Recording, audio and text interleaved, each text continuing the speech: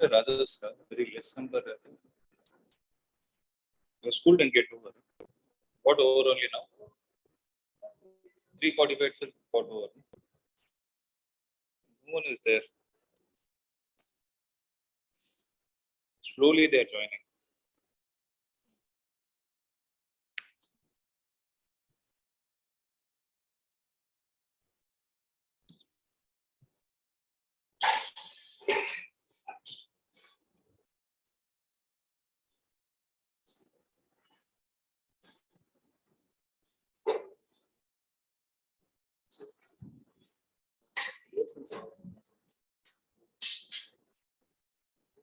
Normal earphone.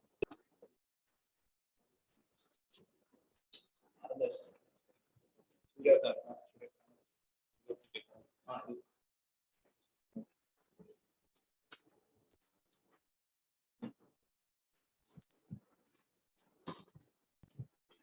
We'll get started. Those who are online, are you able to hear me? Yes, sir. Yes, sir.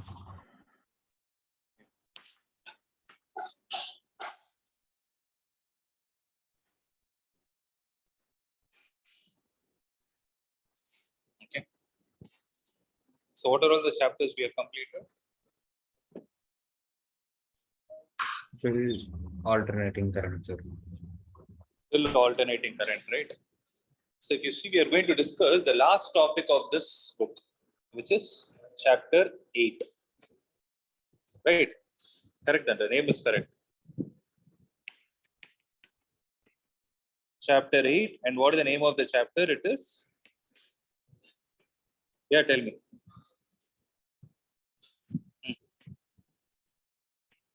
So it is electromagnetic waves. Is that right? Okay. So before we start this chapter, we need to understand where is it actually getting connected from and where is it going to get connected to. Okay, these are the two questions which we need to answer, right? So if you come in the order of all the chapters, right? What is the first branch of chapter that we were dealing with? So the branch of physics is electrostatics, and in electrostatics, what were we dealing with? So we discussed about electric charges and fields and electrostatic potential and capacitance. So we discussed about electric charges and fields, then electrostatic potential and capacitance. Okay. Let's say that these things are existing. So in electric charges and fields and electrostatic potential and capacitance, what was our main context? So what was the source which produced it? So I spoke about charges. So here when you say charge, we mainly speak about electric charge. So when it comes to electric charge, they can be either at rest or in motion because they are like particles only, right? So when I talk about electric charges, they can either be at rest or in motion. But what was the context which we were dealing in these two chapters? The electric charges were at, right? That is why we call them as electrostatics, right? There is a reason why I'm trying to speak all these things. I'll connect it to this chapter. So listen to this very carefully, okay? So this is all about electric charges at rest, okay? What was the next chapter? It was current electricity. What were we dealing in this chapter? We were discussing what will happen when potential difference is applied across the ends of a conductor. So the main context of whole chapter is potential difference is applied. What will get created? Electric field is created, and this electric field is the one which in turn puts the charges in motion. Accepted, right? So in this whole chapter, we were only discussing about how the charges were in motion, right? Means what is the amount of potential difference you applied across what amount of resistance so that you can generate a particular amount of current. And the main part is in current electricity chapter, we were discussing mainly about direct current. We never discussed about alternating current. Am I clear with this point? Right, this is all about current electricity. But then came the next chapter, that is moving charges and magnetism. So what does this chapter tell us?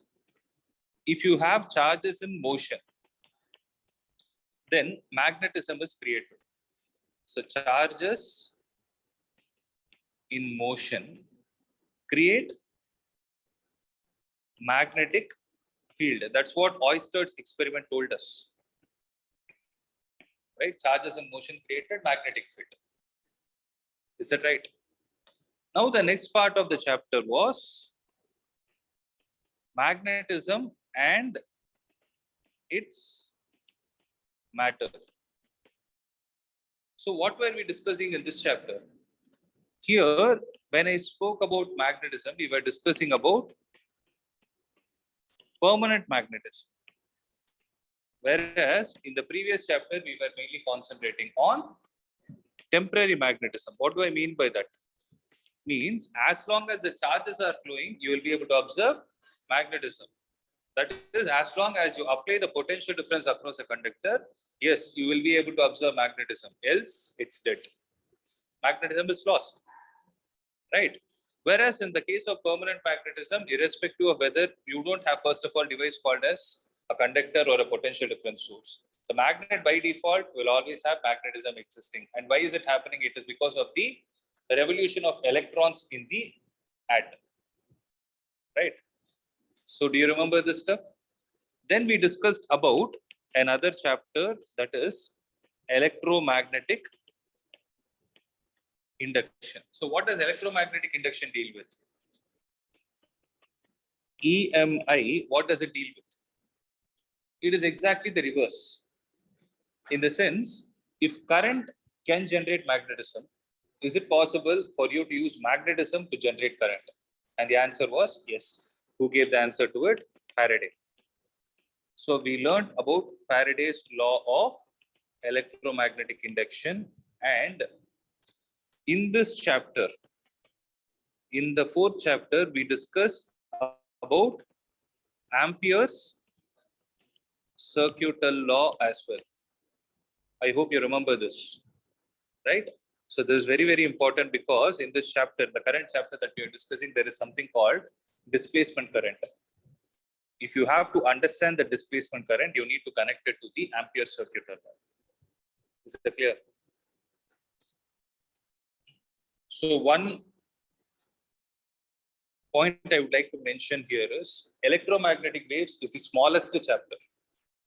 But that chapter, for you to understand that chapter, you need the connection of the remaining chapters. Only then you will understand why this is existing. Okay. So am I clear till this step? Yes or no? Good. So moving on to the next part. So after electromagnetic induction, what were we discussing? We were discussing about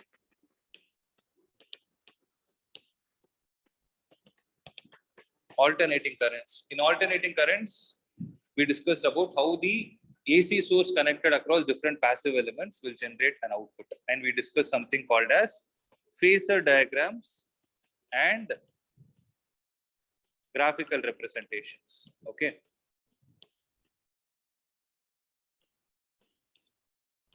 Is that right? Right. So this chapter has not much influence on the current chapter. Now comes the chapter number 8, which is called as electromagnetic waves. Right. So first, even before you understand what these electromagnetic waves are, the first question that we need to answer is, what are waves? Right? So let's think about this. What are waves according to you? Anybody with an answer? What is wave?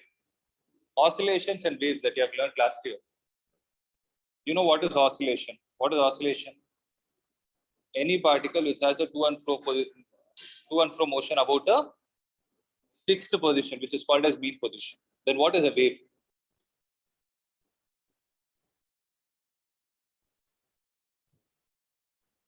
What does a wave do? Up and down motion. That's what oscillation is also.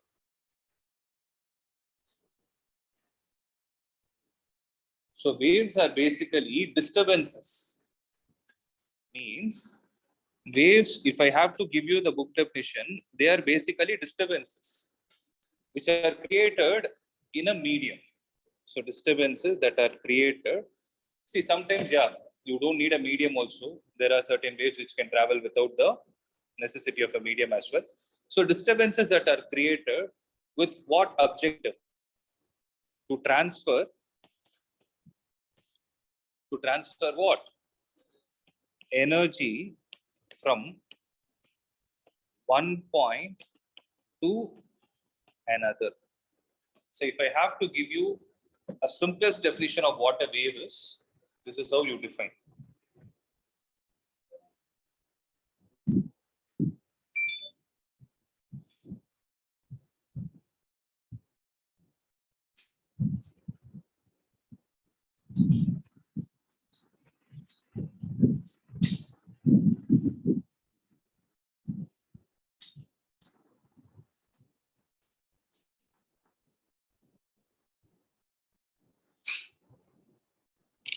What do you say?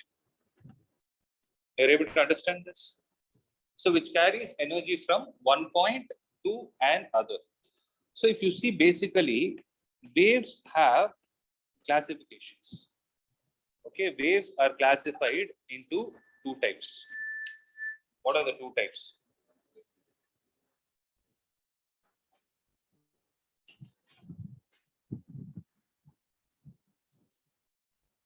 right? They are classified into Mechanical two waves. types. One is called, very good, they are called mechanical and non-mechanical, right? So basically, what do you mean by mechanical waves?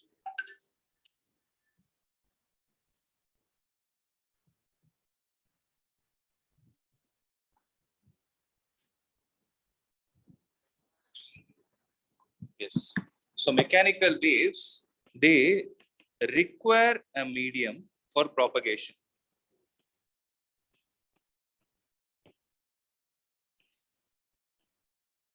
So mechanical waves require a medium for propagation. What are the best examples of mechanical wave?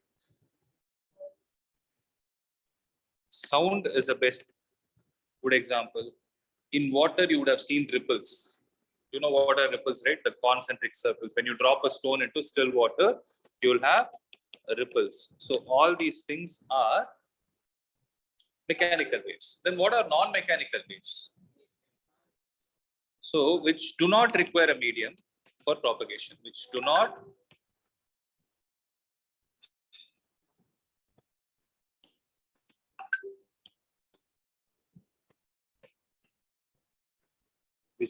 require a medium for propagation.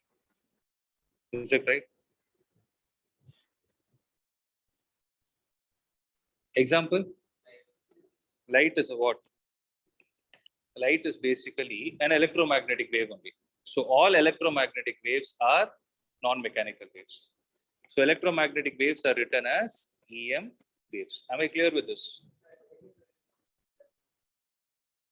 Electromagnetic thunder.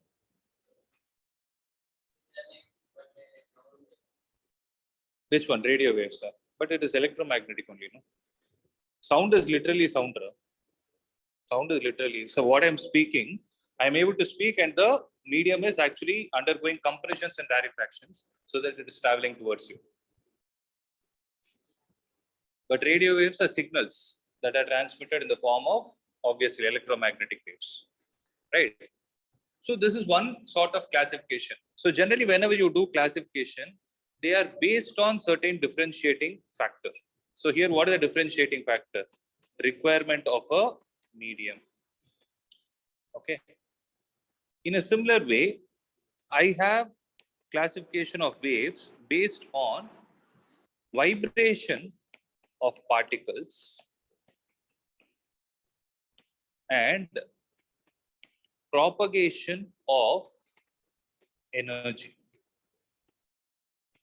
Are you able to understand what I'm trying to say? So I just need 2 minutes time. Have some water.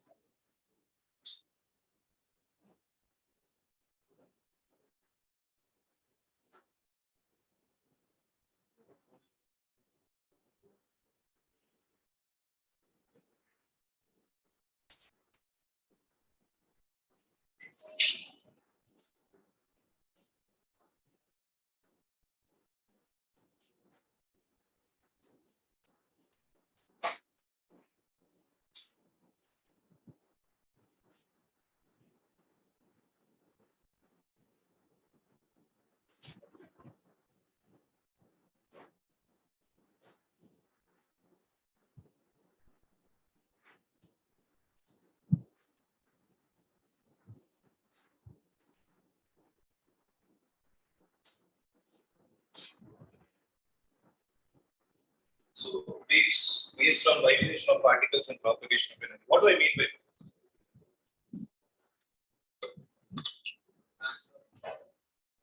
transverse and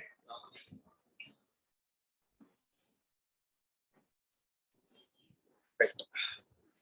So what do I mean by that in the first place? See, when I asked you about oscillations, you people told me that it is a to and fro motion taking place about a fixed point, correct? Suppose I have a string, for example. Okay, imagine this to be a guitar string. It's a stringed instrument, which is tied or fixed across both the ends, right? So if suppose the musician is plucking at a certain point, what is he actually trying to do? So he is actually trying to disturb the particle in the string at that position. Accepted. So the particle at that position will first start vibrating, means it is put into a vibrational motion. And due to this vibrational motion, what will happen to the energy? The energy will start getting propagated in the perpendicular direction. So you're able to understand what I'm trying to say. There will be a wave actually traveling like this, and it will get bounced back. It will get bounced back, and another wave will get merged so that it forms a standing wave. You have heard of this word standing wave? Even if it is not, don't worry. But you're able to visualize this, no?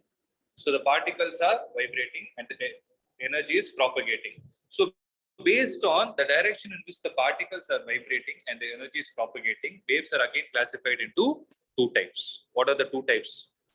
One is called as longitudinal and the second is called as transverse.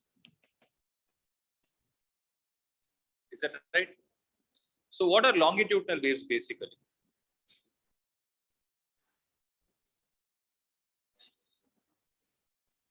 So direction of vibration and propagation of energy are in the same direction. So DOV, what is DOV? Direction of vibration plus and propagation are in same direction. We call it as longitudinal. What else can happen? They can be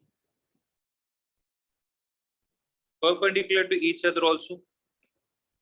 If they become perpendicular to each other, what do they become? They become transverse waves. So direction of vibration is perpendicular to direction of propagation. You call it as a transverse wave. Right? So what are the examples of longitudinal waves? Just now I told, I'm speaking. Compression and Sound travels in the form of compression and rarefaction. So sound is an example of longitudinal wave. Again, water ripples, the same thing. They are also longitudinal. Then what are the examples of transverse wave? Light. Light is basically an electromagnetic wave. I can say all EM waves. I can say string. A vibrating string is also going to produce a transverse wave. Or to make it more specific, I would call it as stringed instruments.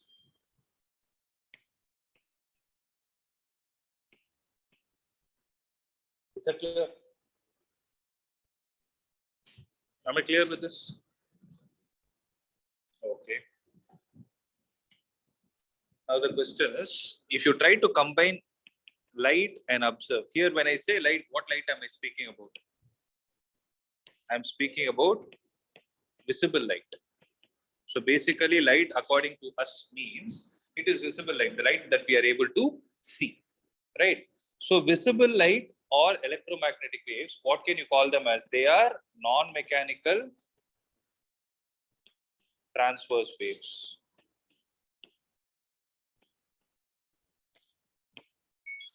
They are non-mechanical transverse waves. Is that point clear? Yes or no?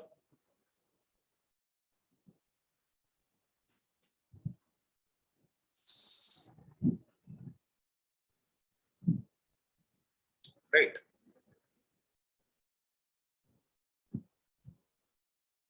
Now, combining all these things, we had been saying that electromagnetic waves, we have been using it repeatedly, right? So, based on all the discussions that we had, but before that, is there anyone having doubt in any of the concepts that we have discussed? Shall I proceed? Okay.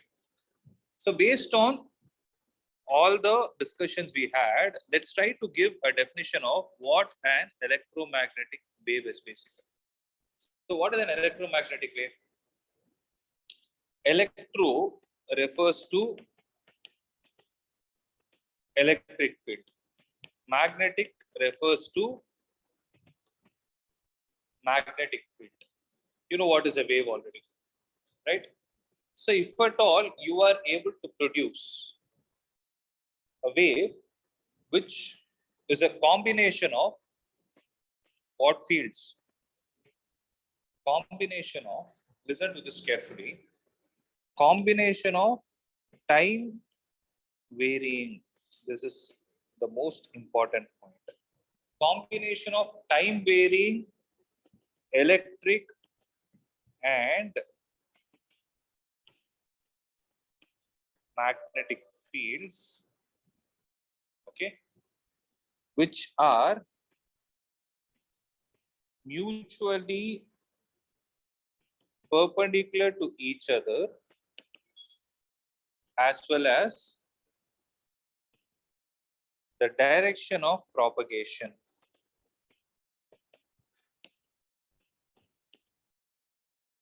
So combination of time varying electric and magnetic fields, combination of time varying electric and magnetic fields which are mutually perpendicular to each other as well as the direction of propagation.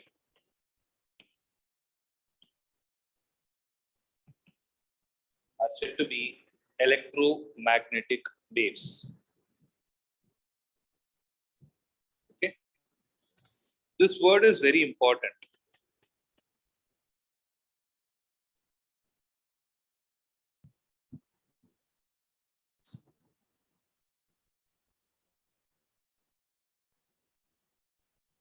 So what do I mean by time varying here?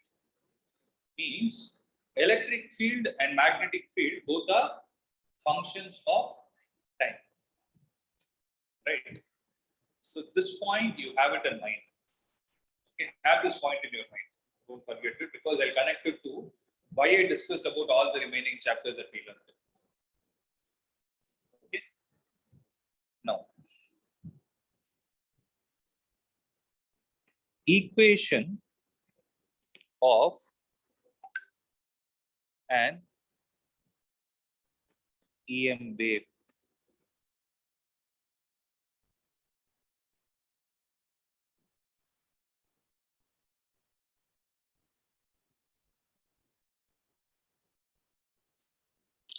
Equation of an EM wave. Okay.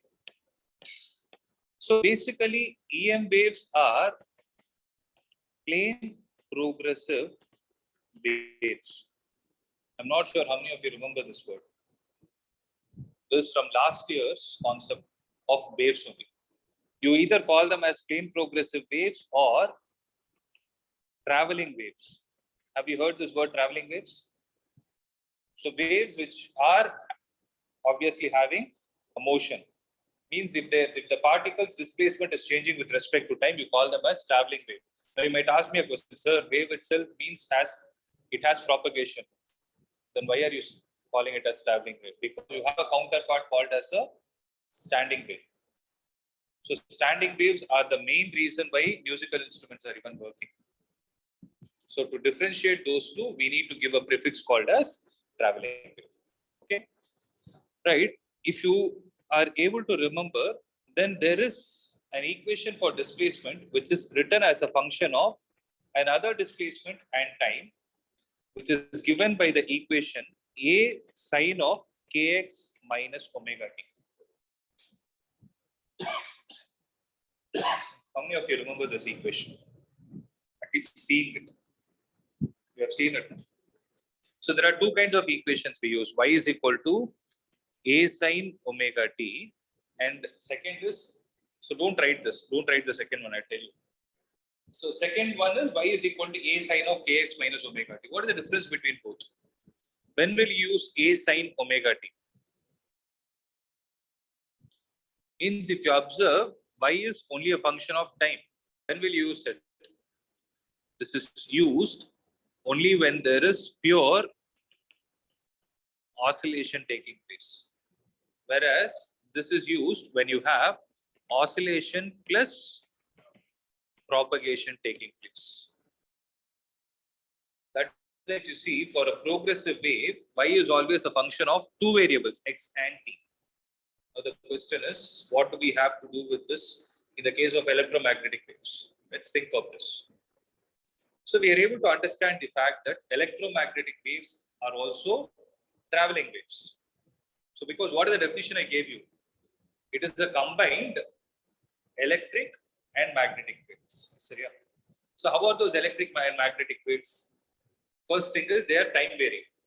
Second thing is they are mutually perpendicular to each other. And the third thing is they are perpendicular to each other as well as the direction of propagation. So these are the three important points that is getting associated. So if I have to write the expression for electric field, okay, let's say the electric field is along x direction. So listen to this carefully. But before that, I'll show you something. Wait.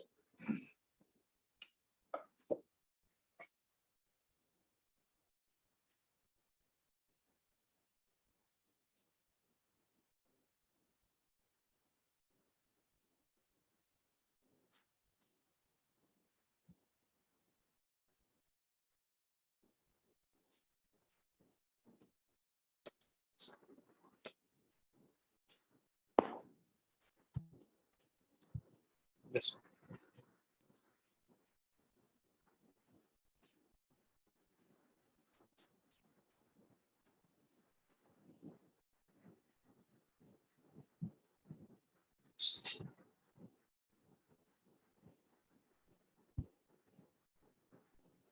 So look at this GIF. No?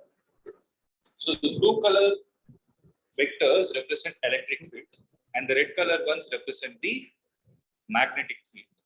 And they are moving in a particular direction. That represents the direction of propagation. Sir? So if you observe the graph, yeah, oh, you're not able to see. Sir, yes. Sir. Yeah, 1 minute. I have to share my screen.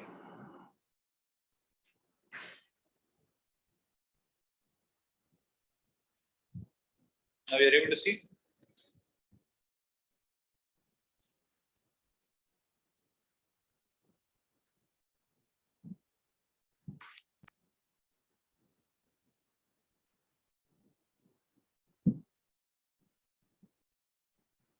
What is happening?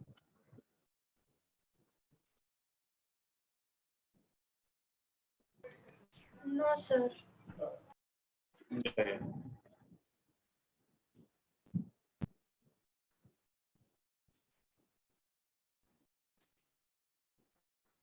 No. Yes, sir, it's visible. So see. So there is an important point that you need to observe. So electric field is vibrating in which direction? See, this is x, y towards u is z. So electric field is vibrating in look at the arrow, y direction. Right. Magnetic field is vibrating in z direction. But both are propagating in x direction. Right. So this is what I meant by they are mutually perpendicular to each other. Electric field is in y, magnetic field is in z. But they both are propagating in the same direction, that is x. Okay. Now we need to write the equation for this electric field and this magnetic field. Since I told you they are plane progressive waves, how are we going to write the equation for it? Let's observe.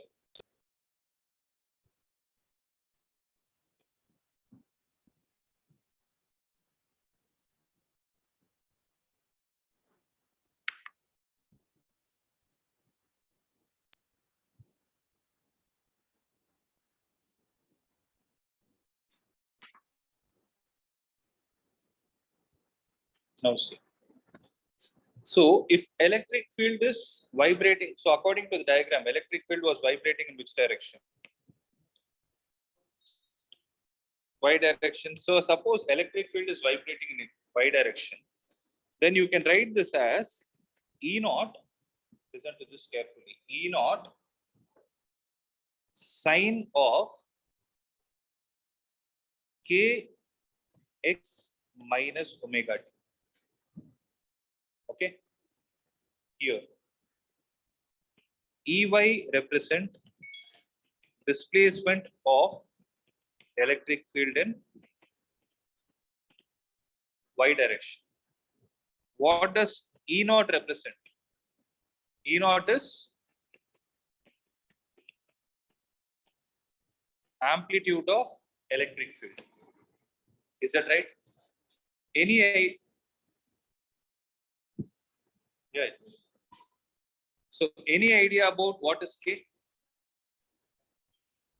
K is called as, okay, I'll write it here. K is called as propagation constant or angular wave number.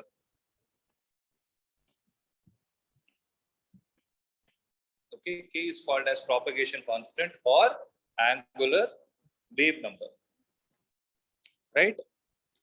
And this K can be written as 2 pi divided by lambda.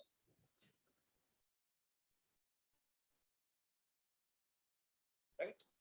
K can be written as 2 pi divided by lambda.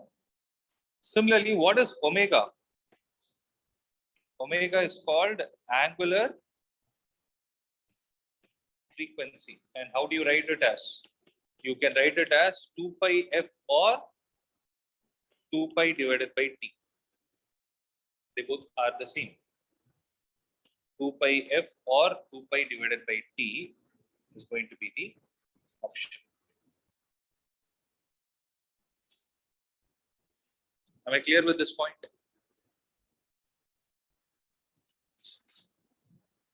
Right. So I repeat, if Ey is equal to E naught into sine of kx minus omega t, what does the minus sign indicate here? So minus sign indicates that the wave is traveling in positive x direction.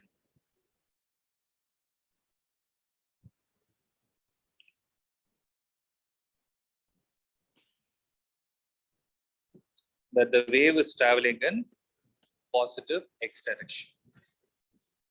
Okay. Now I want you all to think and tell me, if Ey is equal to E naught into sine of kx minus omega t, then what will B be equal to?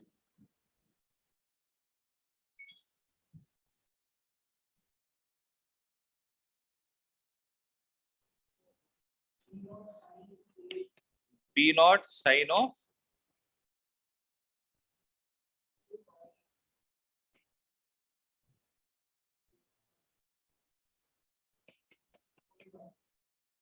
correct? But it is wrong.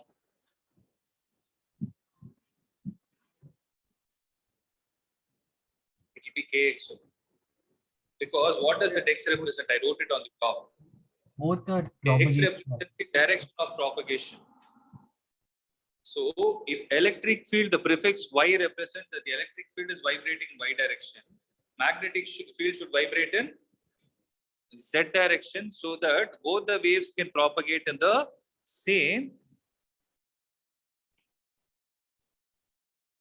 x direction. Is that point clear? So this is a very, very, very important point which is asked for 1 mark. They will say that the electric field is in y direction and the wave is propagating in x direction. Then what would be the direction of magnetic field? Whichever direction is missing, that is the direction in which magnetic field will vibrate. Am I clear with this point? Right? Yes, sir. So Ey is equal to, yeah, E naught sine kx minus omega t, and Bz is equal to B naught sine kx minus omega t. So just to recollect few points, k, what did we say? It is 2 pi divided by lambda, right? Omega, what did we say? 2 pi by t or 2 pi f. Okay. So So these are all the important points you need to remember. Okay. Apart from this, if we go to the next point, the question is, what is going to be the speed of an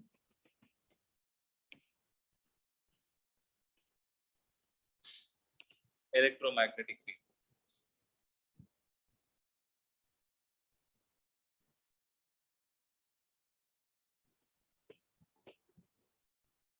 So what is going to be the speed of an electromagnetic wave?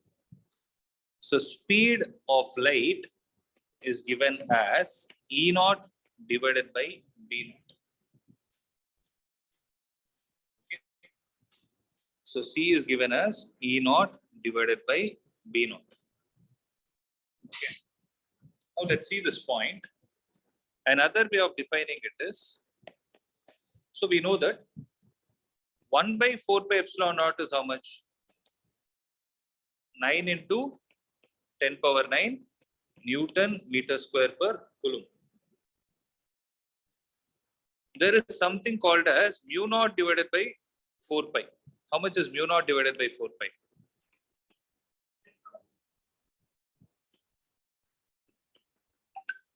Ten power minus 7 unit.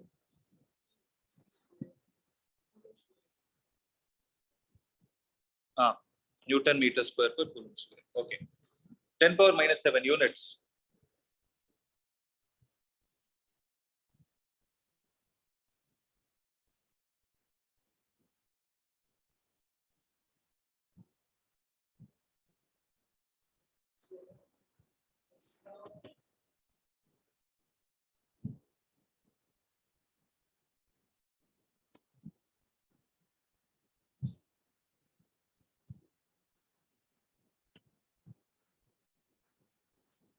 At least now.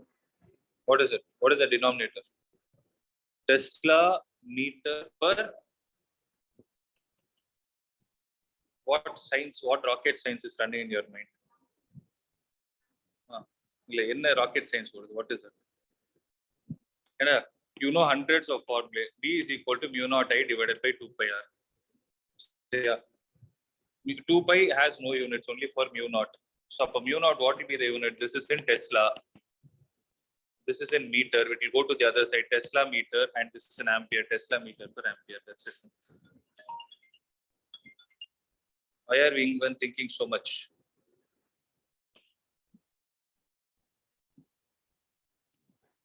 So it is going to be Tesla meter per ampere. Is the point clear? Now see, if I divide, 1 minute, I'm sorry. If I divide 1 by 4 pi epsilon naught divided by mu naught divided by 4 pi, then what will I get? I'll get 9 into 10 power 9 divided by 10 power minus 7. So 4 pi and 4 pi are gone. So what are you left out with? 9 into 10 power 16. So this is 1 by mu naught times epsilon naught is what is 9 into 10 power 16. Is that right? So if I take square root on both the sides, what will I get? 1 divided by square root of mu naught into epsilon naught is equal to 3 into 10 power 8. This will give you meter per second. This would have actually been meter square per second square. So what can you speak about this? This is the speed of light in vacuum or air. So what can happen? Speed of light in vacuum or air can either be E naught divided by B naught or 1 divided by root of mu naught into epsilon naught. So speed in any other medium will be how much? E divided by B, or this will be equal to 1 divided by root of mu into epsilon. Am I clear with this point? So these are the two important formulae with respect to the speed of the light that you need to remember.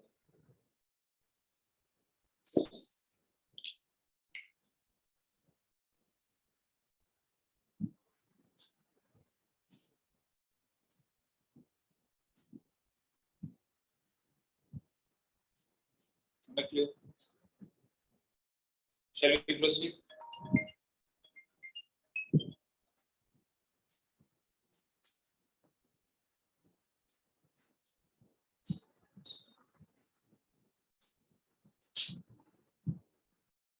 Shall I proceed? Okay. So based on this, maybe you can try out a problem.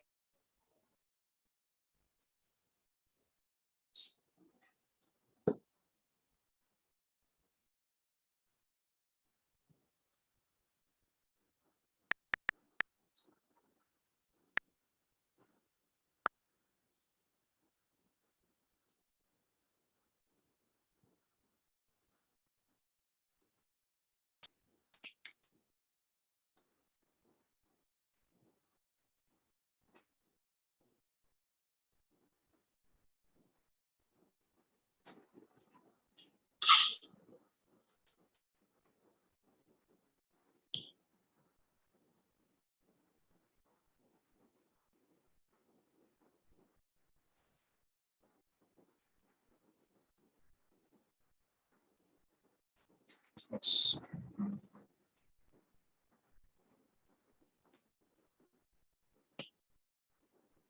Shall we try them and see? So look at example 8.2. There is a plane electromagnetic wave of frequency 25 megahertz. Mega means how much? 10 power? 10 power 3 is kilo. 10 power 6. Mega is million. Million are 10 lakhs. Okay, 10 power 6. So 25 megahertz travels in a free space. Free space means vacuum along the x direction. At a particular point in space and time, electric field is 6.3 joule, 6.3 J cap volt per meter. Okay. What is the magnetic field vector at that point? So even before you proceed, right? Electric field is in which direction? Y direction. Direction of propagation is? What will be the direction of magnetic field? So once you find the magnitude of the magnetic field, you need to assign the direction k cap. Okay. So how will you find it? First, write down the given data. So frequency is given as 25 into 10 power 6 hertz. Okay. What is the value of electric field?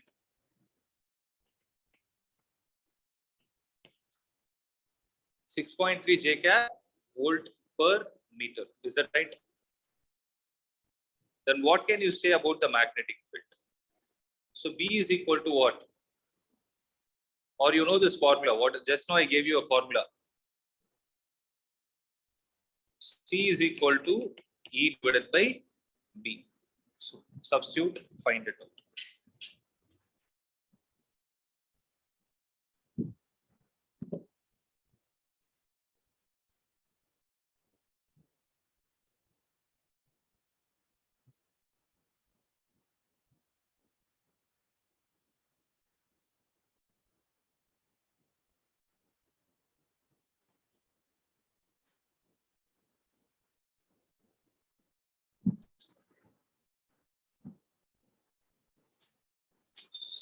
First, write down, okay?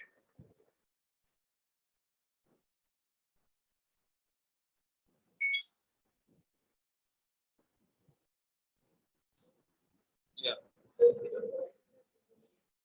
That's what I was about to ask. Why? Just to confuse. Hello?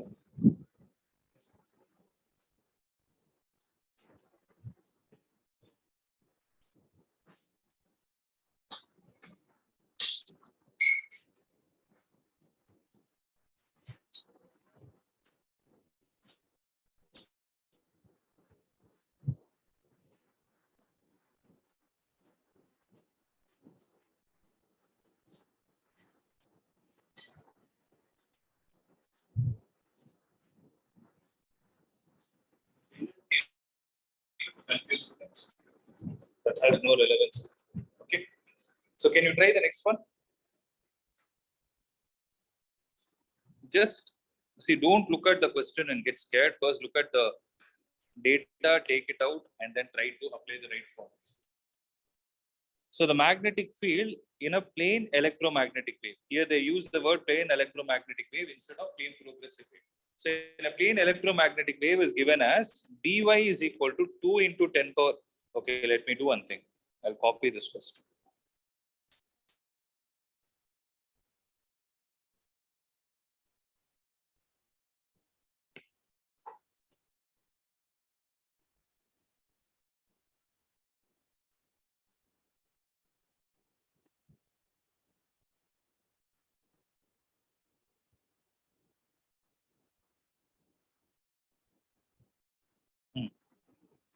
So the magnetic field is given as By is equal to 2 into 10 power minus 7 sine of 0.5 into 10 power 3x plus 1.5 into 10 power 11 t Tesla. So even before you proceed, right, what is the information you are getting from this kind of an equation? So K is 0.5 into 10 power 3.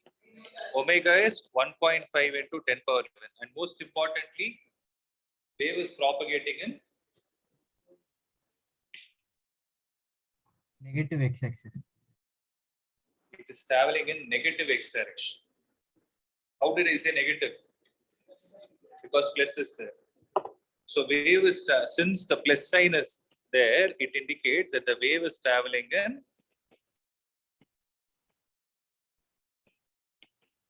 negative x direction.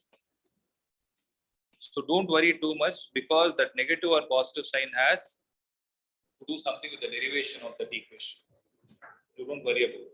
Minus sign, just have it in mind that it will be positive x direction.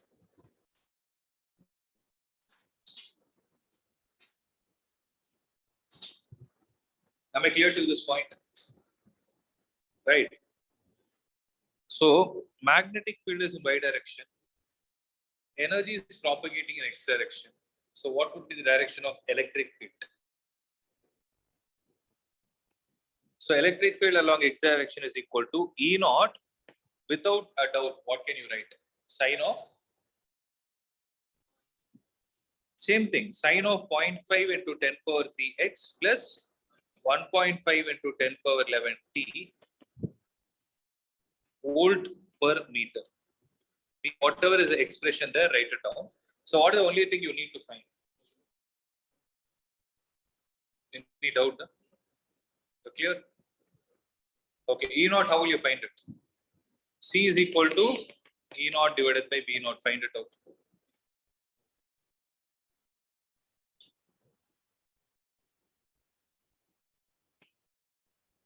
C is 3 into 10 power 8.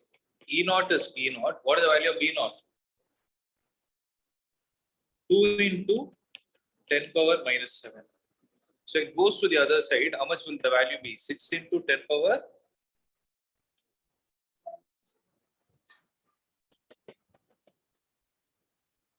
So what will be the expression? Electric field along z direction is equal to 6 sine of 0.5 into 10 power 3x plus 1.5 into 10 power 11. 60, sorry.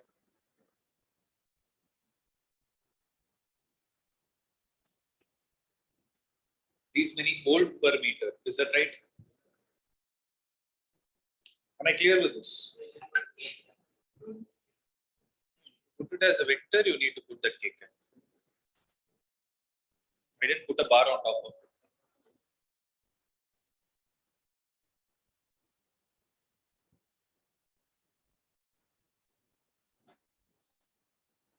Is that clear, guys?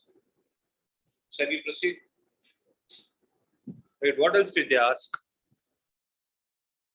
They asked us for the expression of electric field. Yes, we found. What is the wavelength and frequency of the wave? Can you find it out? So K is equal to 0.5 into 10 power 3. But what is K?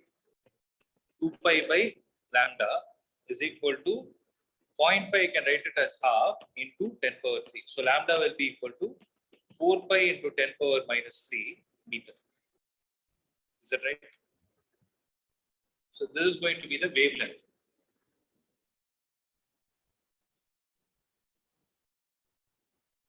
How will you calculate frequency?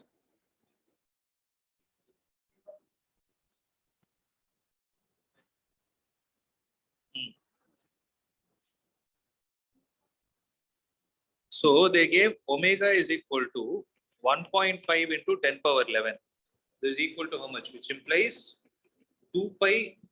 Frequency is what they asked, no? Wavelength and frequency. 2 pi f is equal to 1.5 into 10 power 11. So f will be equal to 1.5 into 10 power 11 divided by 2 pi. Second inverse or hertz. Is that right? Can I write it in this way?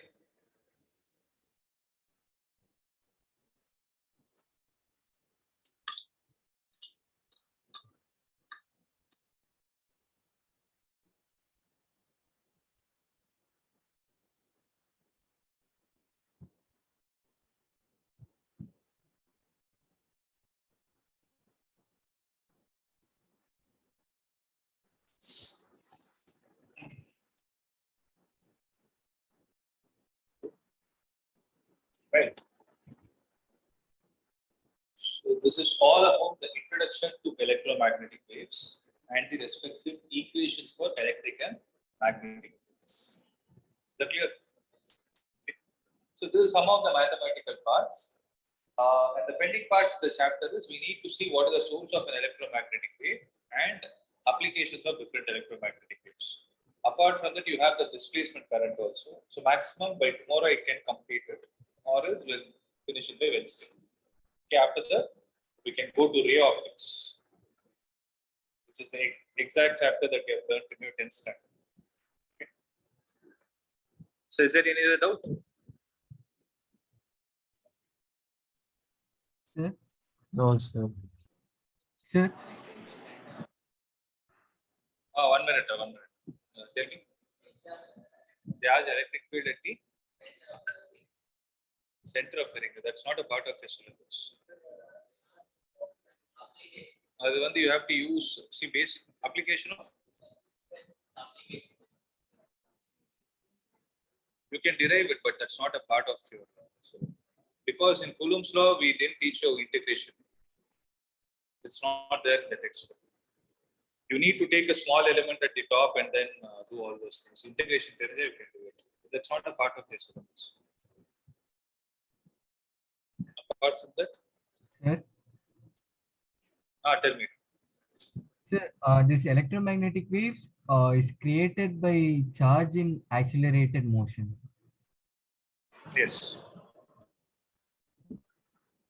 That's what we were about to see in the next topic, but you told. That is the source of an electromagnetic wave. So they'll ask you, what is the source of an electromagnetic wave? Now, oscillating charge particles. Okay. Why it should be oscillating? That's it. Okay, sir. So this Yeah. charge will be propagating along along the electromagnetic wave, right? Which one? I come again. The charge being the source will propagate along the electromagnetic Charge wave. will not propagate at all. Charge propagate, it will only oscillate. It will only oscillate. It has no propagation. I'm not sure where you have read it. That is why the source is an oscillating charge particle. Serious. Okay. About which maybe I'll explain in depth tomorrow. Is it clear? So if there is no other doubt, we can wind up this session. Shall we? Yeah? Okay. Nitish, any doubt? Clear, sir. Yeah, no. Okay, we'll discuss that tomorrow. See you guys.